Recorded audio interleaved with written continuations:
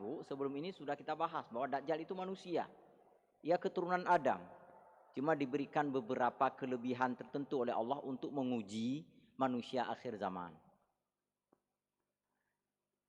Yang pertama, ciri tubuhnya adalah pendek, gemuk. Yang kedua, rambutnya itu gimbal, tidak lurus, tak terurus. Nah, keriting-keriting begitu, tapi bukan keriting rapi, keriting tak terpola. Itulah kira-kira. Rambutnya gimbal, ikal, tetapi tidak rapi. Rambut panjang. Kemudian ciri selanjutnya adalah bahwa matanya itu bulat dan agak keluar sedikit, menonjol keluar seperti buah anggur, bulat matanya itu. Hanya sebelah kanan. Sedangkan sebelah kiri matanya tak nampak karena tertutup dengan kulit kelopak matanya, yang kelopak mata bagian atas yang turun menutupi mata kirinya. Sehingga diberi gelar Dajjal itu A'war, bermata satu, juling. Yang keempat cirinya adalah bahwa warna kulit Dajjal itu putih. Ini kalau saya bilang berwarna kulit putih, jangan nengok kiri kanan. Nanti tengok ini putih apa enggak. Enggak, bukan kita ini maksudnya. Ini ciri Dajjal. Saya emang agak hitam sedikit. Tapi bukan berarti yang putih itu Dajjal, enggak. Dajjal kebetulan warna kulitnya putih. Kemudian selanjutnya Dajjal memiliki kening yang lebar, besar keningnya itu. Selanjutnya ada tulisan antara mata kanan dan kiri, di atas hidungnya atau di keningnya itu ada tulisan terdiri atas 3 huruf kaf, fa, ra. Kalau dibaca kufur atau kafir atau kafara. Pokoknya ada 3 huruf. Huruf kaf 1, huruf fa 1, huruf ra 1. Artinya kafir, ingkar. Dan tulisan ini bisa dibaca oleh semua orang-orang yang beriman. Baik yang ada belajar membaca Al-Quran, membaca bahasa Arab maupun yang tidak. Karena penglihatan ini penglihatan imani sifatnya, penglihatan keimanan. Kalau nanti terlihat pada wajahnya itu ada tulisan kaf, fa, ra, ini tandanya Dajjal. Kemudian yang terakhir, Dajjal itu mandul, dia nggak punya anak. Saya nggak bisa bayangkan seandainya Dajjal punya anak kan. Mati ayahnya, ada anaknya Dajjal lagi kan. Nggak. Dajjal itu kata Rasulullah, aqimun la yuladu wala yalidu. Tidak dilahirkan dan juga tidak memiliki keturunan. Memang Allah ciptakan Dajjal ini. Jadi secara umum begitu kira-kira gambaran tentang visi Dajjal tersebut. Di dalam kitab ini juga dijelaskan tentang makanu khurujihi, tempat muncul atau keluarnya Dajjal. An Abi Bakr radhiyallahu anhu anna Rasulullah sallallahu alaihi wasallam qala inna Dajjal yakhruju min ardi bil masyriqi yuqalu laha Khurasan. Sebuah ungkapan yang disimak oleh Abu Bakar, semoga Allah meridainya. Rasulullah sallallahu alaihi wasallam bersabda, sesungguhnya Dajjal itu akan keluar dari wilayah timur bumi, tepatnya dari negeri Khurasan. Dari sanalah ia muncul dan diketahui oleh manusia. Sebelumnya tidak diketahui di mana tempat disembunyikan oleh Allah. Apakah jauh dari situ atau dekat dari situ? Yang jelas mulai dikenal dan ditemui oleh manusia itu di Khurasan.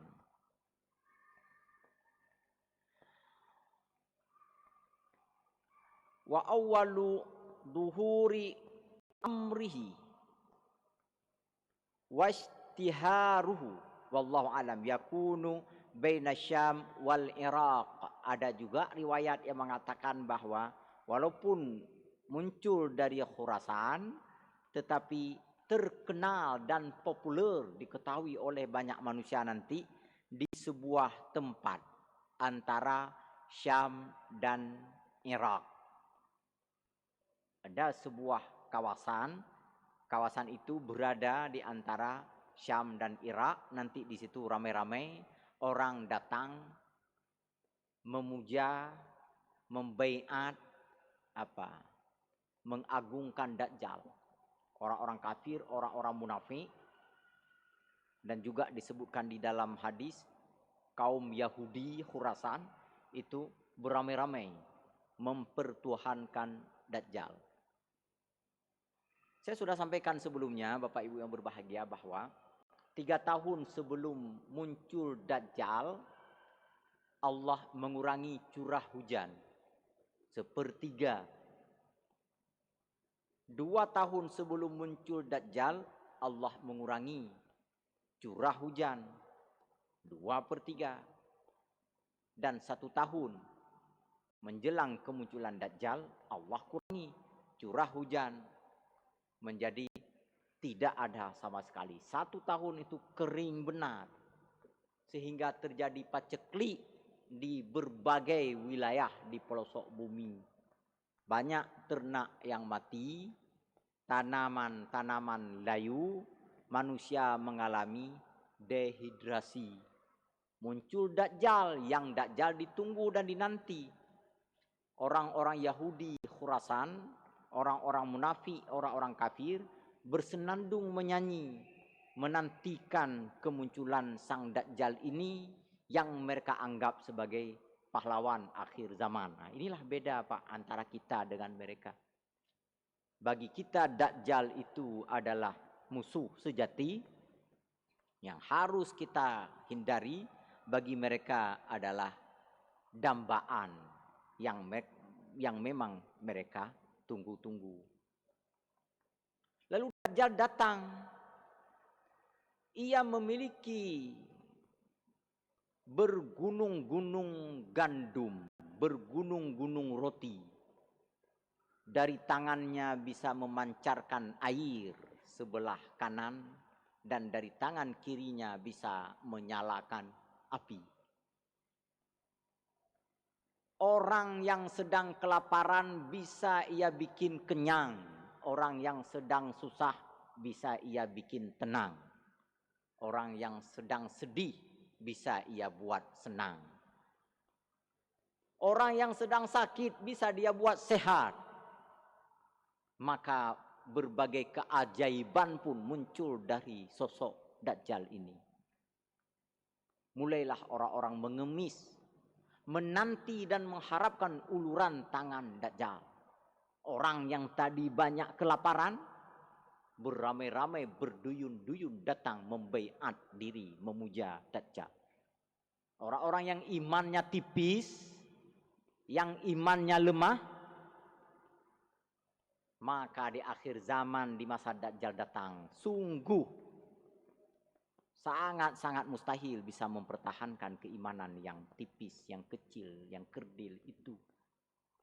Kalau hari-hari ini kita bisa disogok hanya dengan 200.000 untuk dibeli suara kita, untuk memilih kontestan dalam pemilu dan pilkada, saya nggak yakin sedikit pun akan lolos dan sukses menghadapi tawaran bantuan dari Dajjal di saat nanti mengalami kesulitan yang amat sangat. Sekali lagi, muncul di antara Irak dan Syria. Lalu ia berjalan sangat cepat, mengelilingi dunia, bertemu dengan banyak orang. Para pembantu dan pengikutnya pun memprovokasi, mensosialisasi, mengadvokasi, mempengaruhi, mengkampanyekan kemunculan Dajjal. Satu demi satu orang diajak sebagai pengikut. Dan untuk mereka yang mengikutinya tentu saja tidak gratis. Ada konsekuensi, ada kompensasinya. Bapak-bapak ibu, saya lagi-lagi nggak yakin kalau kita hanya dengan 100.000 mau disogok dalam pileg, pilkada, pilpres dan sebagainya. Hanya dengan sekantong beras 2 liter, 1 kilogram minyak goreng, beberapa bungkus mie instan, selembar kain sarung murahan, lalu idealisme kita bisa dibeli, maka pada saat Dajjal muncul, hampir-hampir mustahil untuk kita katakan tak terpengaruh oleh uluran bantuan dan sogokan Dajjal. Tak perlu susah-susah, tak perlu berat-berat kata Dajjal. Cukup dengan menganggukkan kepala saja.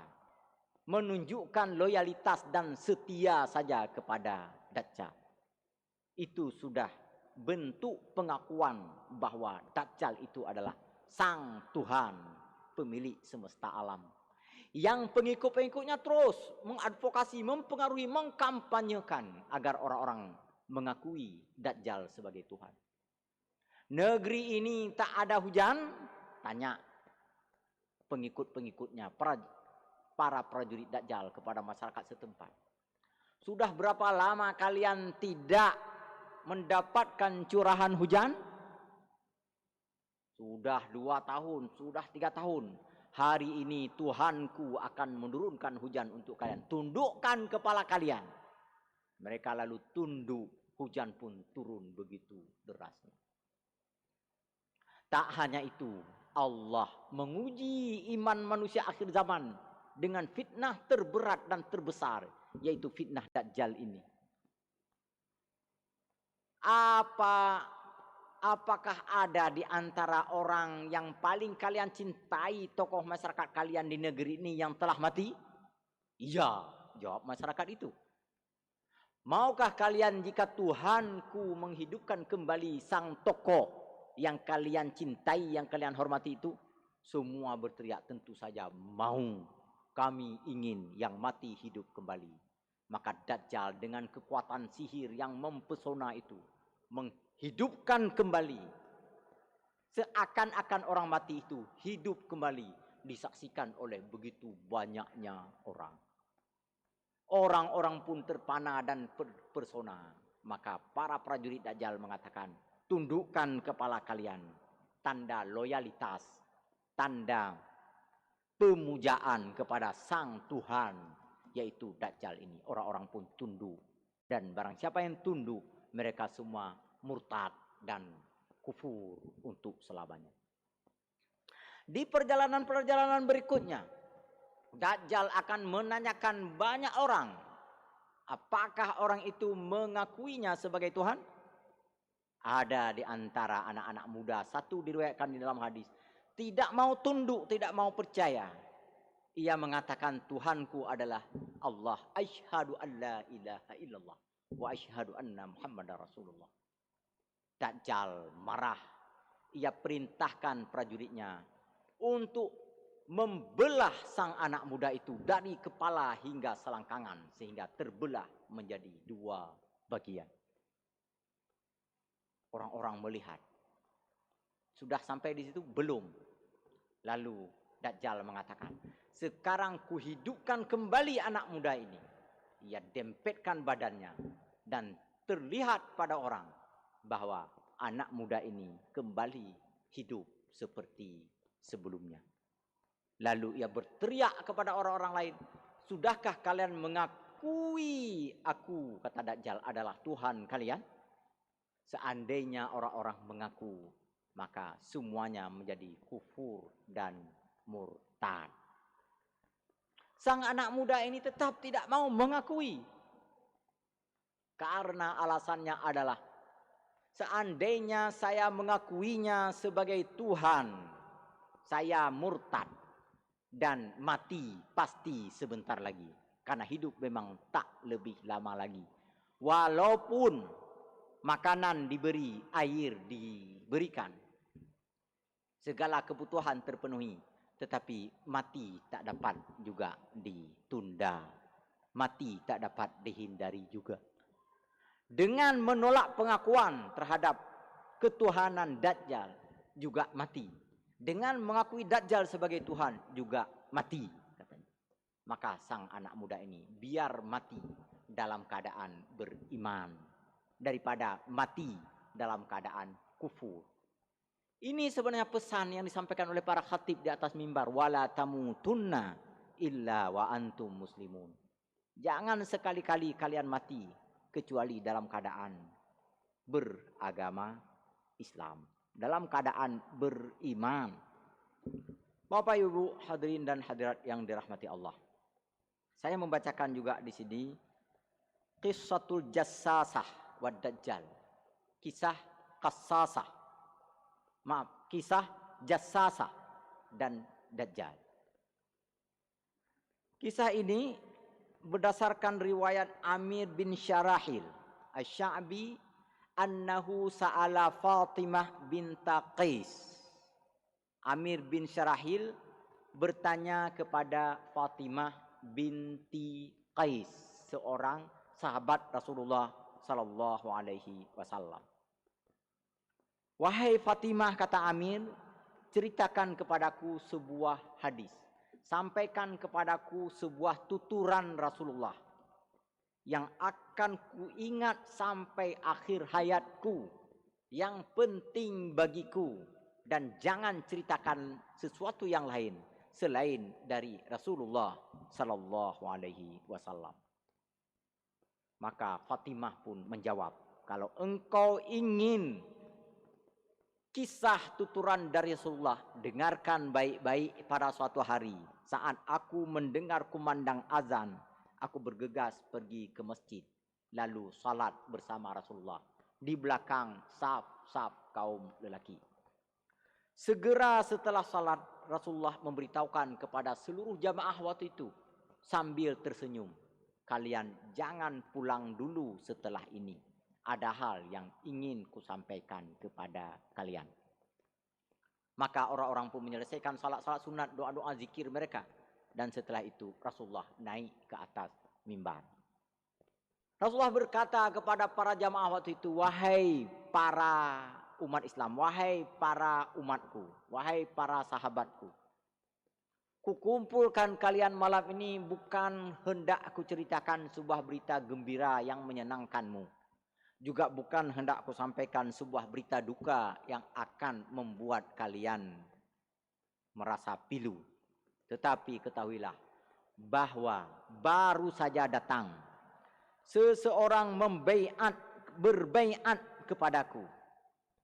Namanya Tamim Ad-Dari. Yang sebelum ini dia penganut agama Nasrani.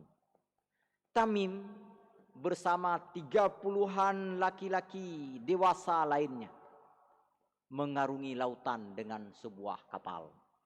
Dihempas ombak besar yang menggila sehingga 1 bulan lebih kurang lamanya berada di tengah lautan, diombang-ambing ke sana kemari sampai tersesat di dalam hutan yang amat luas itu. Tersesatlah mereka ke sebuah pulau. Lalu mereka turun dengan mengambil kapal kecil atau perahu kecil, sekoci, singgah ke pulau itu dengan harapan mungkin akan mendapatkan cadangan makanan atau berbagai keperluan lainnya. Mereka dikejutkan oleh munculnya satu binatang yang bulunya sangat lebat, sehingga saking lebatnya seluruh permukaan kulitnya dengan bulu susah menandakan mana bagian kepala dan mana bagian ekor karena sama-sama berbulu lebat. Mereka pun melafalkan kalimat terkejut, wailak ma anta, celaka engkau, karena bulunya sangat lebat. Sebenarnya engkau ini apa? Kalimat terkejut. Dan yang lebih mengejutkan lagi, sang binatang yang bernama Jasasah itu rupanya bisa berbicara.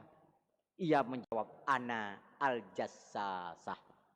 Aku ini, saya ini adalah Jasasah. Orang-orang yang bersama kami bertanya kembali, wamal Jasasah? Apa itu Jasasah? Lalu binatang ini menjawab, wahai orang-orang yang baru datang ke pulau ini, kalian tak perlu bertanya tentang aku terlalu jauh. Ada sesuatu yang ingin kukabarkan kepada kalian. Di sana, di pulau ini, ada sebuah tempat yang di tempat itu ada seorang manusia yang sudah dirantai selama ribuan tahun. Pergilah engkau menemui orang tersebut yang ia selalu menanti dan menunggu siapa saja yang bisa menyampaikan informasi kepada dia. Maka kata orang-orang ini, kami pun bergegas segera menuju ke sana. Kami khawatir jangan-jangan akan dipertemukan dengan bangsa jin atau setan. Begitu terkejutnya, kami pun mengeluarkan kalimat yang lebih kurang sama. Wailak ma anta. Ketika melihat ada tubuh besar yang tangannya diborgol ke belakang, kemudian dirantai seluruh badan, dan rantainya dipalit ke dalam batu besar di gunung itu. Yang tak mungkin lepas rantai itu kalau diperkirakan dengan ukuran-ukuran logika manusia. Nggak ada alat yang bisa memotong rantai yang sangat kuat tersebut. Kami bertanya, siapa engkau? Lalu orang itu tidak memperkenalkan diri. Ia hanya menyebutkan bahwa aku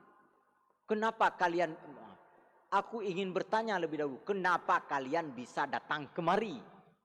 Kata orang yang dirantai itu. Kenapa kalian bisa datang kemari? Lalu orang ini memberikan penjelasan bahwa mereka kesasar di lautan, diombang-ambing oleh ombak besar, lalu terdampar di pulau tersebut. Bertemu dengan binatang yang memperkenalkan diri dengan Jasasah yang berbulu lebat, dan Jasasah menyarankan kami untuk datang ke sini bertemu dengan engkau. Sekarang perkenalkan siapa engkau. Tunggu dulu, jawab orang yang dirantai ini. Aku mau bertanya kepada kalian. Sekarang coba berikan info untukku sedikit. Tahukah kalian tentang kurma Baisan? Baisan itu wilayah Yerusalem, Palestina. Tahukah kalian tentang perkebunan kurma Baisan? Kami menjawab, tahu. Ada di antara kami yang pernah pergi ke sana. Lalu orang itu bertanya lagi, apakah pohon-pohon kurma yang ada di perkebunan Baisan itu masih berbuah? Kami menjawab, ya, masih berbuah. Baiklah, mudah-mudahan buahnya segera terhenti. Mudah-mudahan buah-buahannya segera berkurang, kata orang yang berada dalam keadaan terantai ini. Lalu kemudian dia bertanya lagi, tahukah kalian tentang Danau Tiberias? Danau Tiberias, Tiberias bahasa Arab, Tiberias bahasa Indonesianya, bahasa Latin. Tahukah kalian dengan Danau Tiberias? Danau Tiberias ini letaknya di Syam, dekat dengan Yerusalem juga. Lalu mereka menjawab, kami tahu Danau Tiberias itu. Apakah Danau Tiberias itu masih banyak airnya? Mereka menjawab, ya, airnya masih banyak. Baiklah, semoga airnya segera berkurang, kata orang yang dalam keadaan dirantai itu. Kemudian yang ketiga, tahukah kalian tentang mata air Zugar? Ya, tahu. Apakah mata air tersebut masih memancarkan airnya? Kami menjawab, iya, mata air tersebut masih memancarkan airnya. Orang itu kembali mengatakan, semoga segera berkurang pancaran airnya dari sumber mata air tersebut. 3 hal yang ditanyakan, 3 hal dijawab oleh Tamim Ad-Dari bersama kawan-kawan ini, semua itu masih normal. Dan ketiga-tiganya diharapkan oleh orang yang dalam keadaan terantai ini, semoga berubah keadaannya. Pohon kurma besan supaya tak lagi berbuah, danau Tiberias diharap supaya kering, begitu pula dengan mata air Zugar itu juga diharapkan mengering dan berkurang airnya. Ada apa ini? Inilah yang menjadi petunjuk yang ketika Tamim Ad-Dari memeluk agama Islam, menghadap kepada Rasulullah dan menyampaikan informasi ini. Ada apa gerangan ini? Rasulullah menjawab bahwa kalian bertemu dengan Dajjal yang dirantai oleh para malaikat ribuan tahun lamanya, dan seluruh para nabi dan rasul mengingatkan umat dan kaumnya tentang fitnah Dajjal. Sejak dari zaman Nabi Nuh alaihi salam mengingatkan kaumnya, hati-hati kalian, kalau kalian akan hidup di akhir zaman nanti, kalian akan bertemu dengan Dajjal, fitnah terbesar, yang bisa memanipulasi kalian, yang akan bisa memurtadkan kalian. Kata Rasulullah, begitu pula dengan para nabi sebelumku hingga masaku, kini Dajjal belum keluar. Maka aku ingatkan kalian semua, tak ada fitnah yang lebih besar daripada fitnah Dajjal. Tak ada cobaan yang lebih berat daripada cobaan Dajjal ini, yang bisa memutarbalikkan keadaan. Yang kalian pagi bisa dalam keadaan beriman, mungkin siang atau sore telah ramai-ramai berubah menjadi orang-orang kafir. Dajjal akan mengelilingi dunia. Tak ada sejengkal tanah pun di permukaan bumi ini yang tak dimasuki oleh Dajjal untuk mempengaruhi kalian, kecuali Al-Makkah Al-Mukarramah dan Al-Madinah Al-Munawwarah. 2 kota ini di akhir zaman nanti secara pelan-pelan akan ditinggalin, akan tidak dikunjungi oleh orang-orang munafik, oleh orang-orang kafir. Kalaupun orang-orang yang tinggal di sana ada sedikit saja kemunafikan, dia tidak akan tentram tinggal di kota ini. Dia akan mencari jalan untuk meninggalkan kota ini. Di akhir zaman, Dajjal akan mempengaruhi orang-orang. Siapapun yang dipengaruhi oleh Dajjal, imannya nyaris tak bisa selamat. Dan sekali lagi, hanya di 2 kota inilah orang-orang beriman yang tak bisa dipengaruhi oleh Dajjal. Karena para malaikat menjaga kedua kota ini, sehingga Dajjal tidak bisa memasukinya. Selebihnya seluruh dunia, Dajjal akan berkeliling, akan mengkampanyekan dirinya sebagai Tuhan, dan akan menawarkan 1001 bantuan. Apabila kalian melihat tanda-tanda dan ciri-ciri Dajjal seperti yang kita sebutkan tadi, bahwa badannya gemuk, bahwa rambutnya gimbal, ada satu yang terlewatkan dari bacaan saya tadi, kakinya bengkok, letter O, bahwa kalau kalian bertemu dengan orang ini, maka hindari sejauh-jauhnya. Bacalah sesering mungkin surah Al-Kahfi dan bacaan-bacaan Al-Quran lainnya. Karena Dajjal tak suka mendengarkan bacaan Al-Quran.